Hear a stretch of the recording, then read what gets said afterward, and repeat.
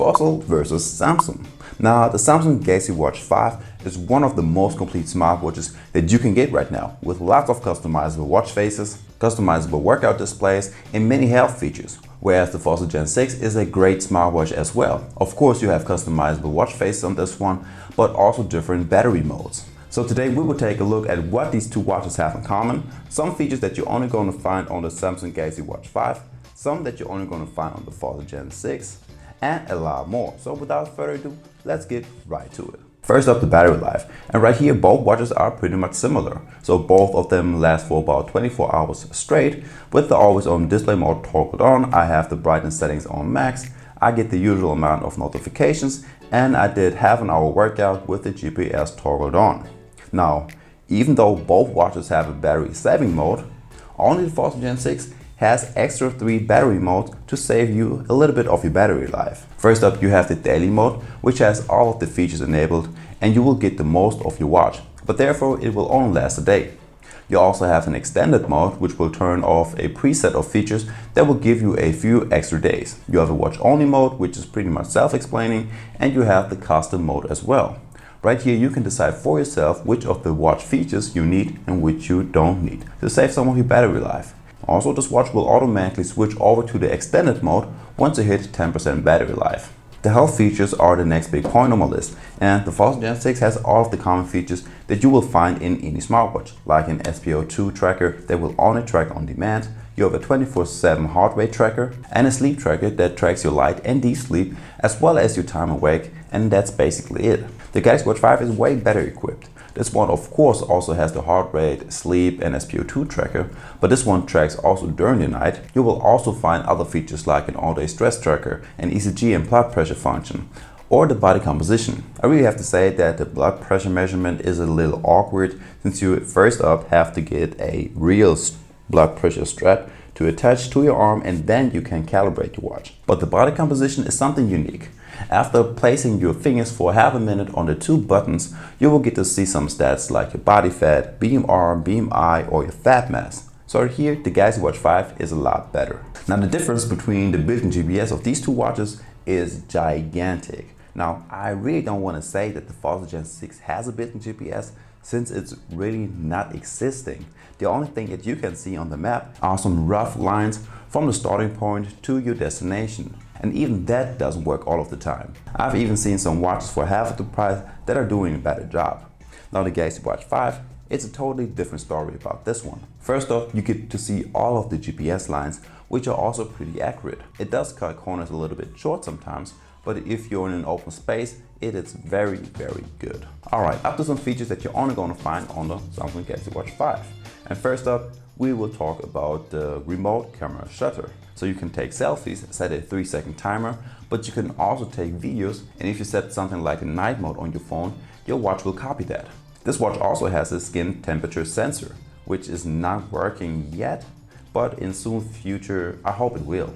Now, another cool feature that you'll have on this watch is that if you toggle on the D&D mode or the bedtime mode on your watch, your smartphone will copy that, so you don't have to do it twice. Now, I got 3 more important facts about this watch. First up, this watch is only compatible with Android smartphones, unlike the Fossil Gen 6, which is compatible with both, but we get to that in a second. And second, you can choose between the Google or the Bixby voice assistant. My personal favorite is the Google, and with this one I can set timers, do some calculations, or start a navigation via Google Maps. And as for last, you have a whole bunch of gesture controls. So over in your settings, find the advanced features. Then scroll down until you find the gestures. Right here you have 3 different ones. By wiggling your arm up and down, you can answer calls. By twisting your wrist, you can dismiss alerts and calls. And you can open up apps by doing a knock-knock motion. Now up to the Fossil Gen 6. Now this watch, as I already said, has 3 different battery modes. Now this watch is also compatible with iOS and Android smartphones. Right now I'm testing it with my iPhone 13 and it works just fine. And you of course have a Google voice assistant as well. I mean, you also have Alexa voice assistant, but that is not working right now. But with the Google voice assistant, you can basically ask every question, start workouts, or even make calls. On the Fossil Gen 6, you will also find some gesture controls, but these ones are a little bit different. First up, you can flick your wrist inwards or outwards to either scroll down on your messages or notifications or up. or you can just shake your hand for a second and you will get right back to your home screen.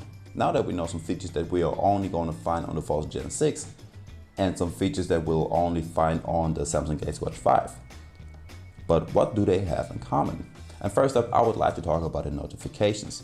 And as you may know, you can receive all of your notifications if it's WhatsApp, emails, Facebook, Instagram, or whatever. But you can even reply to those. So you can either send back an emoji, you can write your very own text, use one of the many quick reply options, or you can talk to your watch and let it dictate for you. Now there's just one little difference, since on the Watch 5, it will not dictate what you're going to say, rather than sending a voice message, which is a lot better than sometimes the voice detection messes up.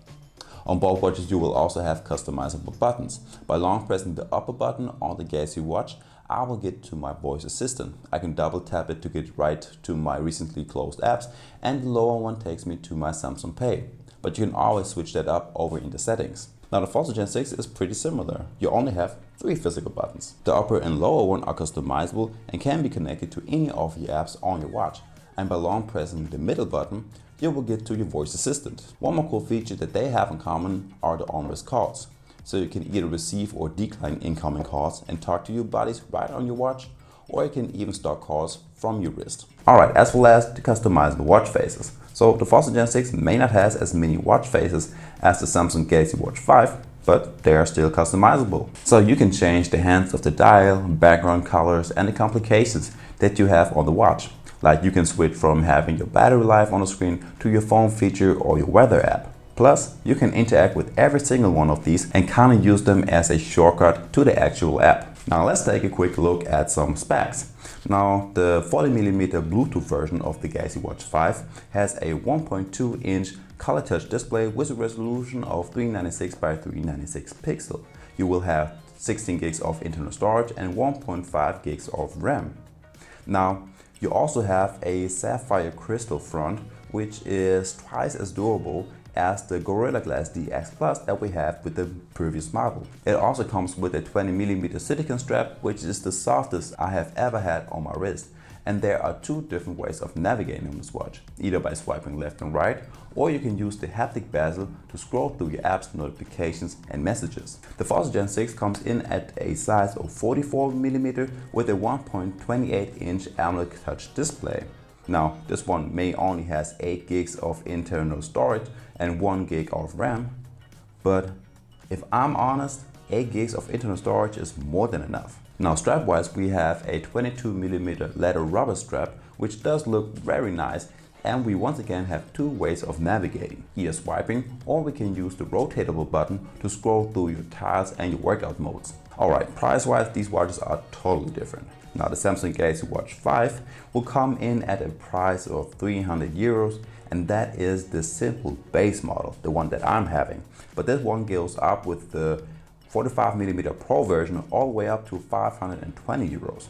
Now the Fold Gen 6 is now almost 1 year old, and you can get this one for around 230, 250 euros depending on where you buy it, or you maybe get some better deals. So depending on what you want and what you're looking for, the price gap is huge.